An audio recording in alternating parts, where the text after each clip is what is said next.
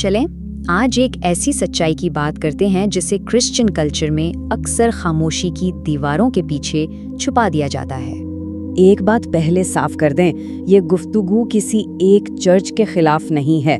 नहीं, ये एक पूरे सिस्टम के खिलाफ है, एक ऐसे कल्चर के खिलाफ जो सच्चाई पर खामोशी को तरजीह देता है। और हाँ, इसीलिए ये बातें शायद थोड़ी अनकंफर्टेबल हो सकती हैं। तो शुरू करते हैं सबसे पहले और शायद सबसे बड़े धोखे से। वो धोखा ये है कि दावा तो हम सब करते हैं कि हम मसीह के पैरोकार हैं, लेकिन असल में हम में से ज़्यादातर लोग सिर्फ एक क्रिश्चियन कल्चर को फॉलो कर रहे हैं, मसीह को नहीं। देखिए, हमने एक ऐसा कल्चर बना लिया है जो बस सेफ रहना चाहता है, जो सवाल करने से डरता है और जो अथॉरिटी को चैलेंज करने का सोच भी नहीं सकता। लेकिन जब हम यसु को देखते हैं तो यसु ने कल्चर फॉलो नहीं किया, उसने कल्चर को तोड़ा था। तो सवाल तो यही बनता है कि अगर हम यसु के फॉलोअर हैं तो हम कल्चर के मुहाफिज क्यों बन गए हैं? यहाँ हम एक बहुत बुनियादी चीज़ भूल चुके हैं, एक बहुत बड़ी चीज़। यसु एक तहरीक का नाम था और हमने उसे एक इमारत बना दिया है। आप हिस्ट्री उठाकर देख लें, यसु ने कभी कोई बिल्डिंग नहीं बनाई, कोई स्टेज नहीं था, कोई हायरार्की नहीं थी, कोई ओहदों का सिस्टम नहीं था, वो एक मूवमेंट था।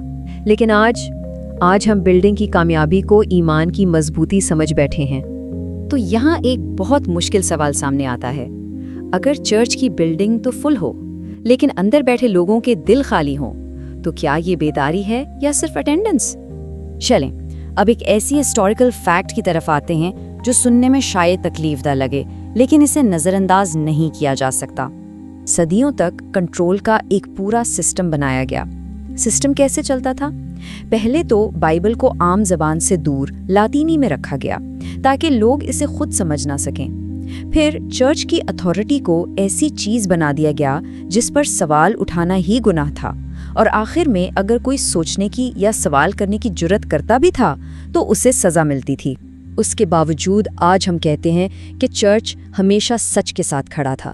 लेकिन अनकंफर्टेबल सच्चाई ये है कि चर्च अक्सर सच के साथ नहीं, ताकत के साथ खड़ा रहा है। अब हम इस गुफ्तगू के सबसे अंधेरे और मुश्किल हिस्से की तरफ आ रहे हैं, यानी खामोशी के गुनाह, अब्यूज, उसे छुपाने की कोशिशें और माफी, जिसे एक हथियार के तौर पर इस्तेमाल किया गया।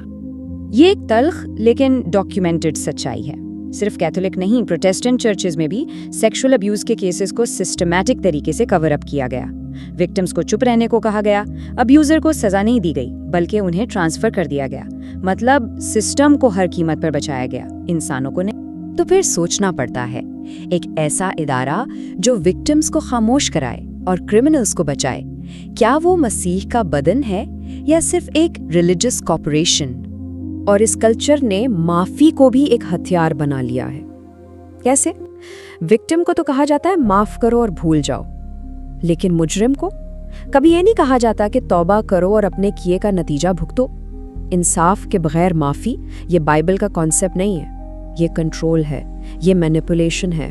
और जब भी लीडर से सवाल करने की बात आती है तो एक जुमला हम सब ने सुना होगा, मिसाशुदा को मत छूना। लेकिन एक फैक्ट चेक करते हैं, बाइबल में यसु ने सबसे ज्यादा कन्फ्रंट किसको किया था? रिलीजियस लीडर्स को। तो अगर लीडर्स पर सवाल करना गुनाह है तो इस डेफिनेशन के हिसाब से यसु खुद सबसे बड़े गुनहगार थे। हम अक्सर देखते हैं, जब भी कोई नाइंसाफी होती है तो जवाब आता है दुआ करो, जब ज्यादती होती है तो कहा जाता है खाकसार रहो। लेकिन सच ये है कि खामोशी का नाम अमन रख देने से अमन नहीं आ जाता। ये बुज़दिली है जिसे हमने पाकीज़गी का लिबास पहना दिया है। अब जरा चर्च के अंदर चलते हैं और ये सवाल पूछते हैं कि जो हो रहा है वो इबादत है या सिर्फ एंटरटेनमेंट?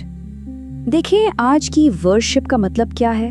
लाइट्स, स्मोक, म्यूजिक, एक हाई एनर्जी एक्सपीरियंस। लेकिन बाइबल में वर्शिप का मतलब क्या था? सरेंडर, तौबा, टूटा हुआ दिल, खामोशी। हमने इबादत को एक एक्सपीरियंस बना दिया है और इसका टेस्ट बहुत सिंपल है। अगर वर्शिप के ख़त्म होने के बाद हमारी ज़िंदगी वैसी की वैसी ही है तो वो इबादत नहीं थी, वो एंटरटेनमेंट थी। एक और बात जो हम अक्सर सुनते हैं वो है ग्रोथ की।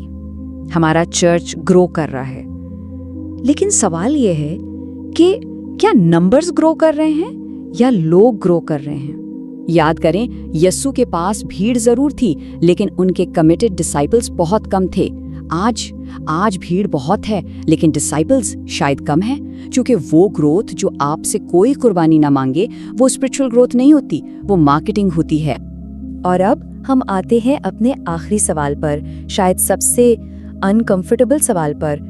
अगर यीशु आज हमारे किसी मॉडर्न चर्च में आ जाएं, तो क्या वो हमारे साथ इबादत में शामिल होंगे या टेंपल की तरह यहाँ भी मेज़ें उलट देंगे? अगर वो कुछ बोलते तो क्या हम उन्हें टू एक्सट्रीम कहकर उनकी बात को रद्द कर देते? क्या हम सच में यीशु को कबूल करते या चर्च डिसिप्लिन के नाम पर उन्हें भी चुप करा देते? आखिर में एक बात समझना बहुत ज़रूरी है, ये सारी बातें मसीहियत के खिलाफ नहीं हैं, ये उस कल्चर के खिलाफ हैं जो मसीह के नाम पर बना दिया गया है। क्योंकि यीशु कोई मजहब शुरू करने नहीं आए थे, वो सच्चाई लाए थे, और सच्चाई वो कभी कंफर्टेबल नहीं होती। तो अगर हमारा ईमान हमें कभी बेचैन नहीं करता, डिस्टर्ब नहीं करता, तो शायद हम मसीह को फॉलो नहीं कर रहे हैं, हम कल्चर को फॉलो कर रहे हैं।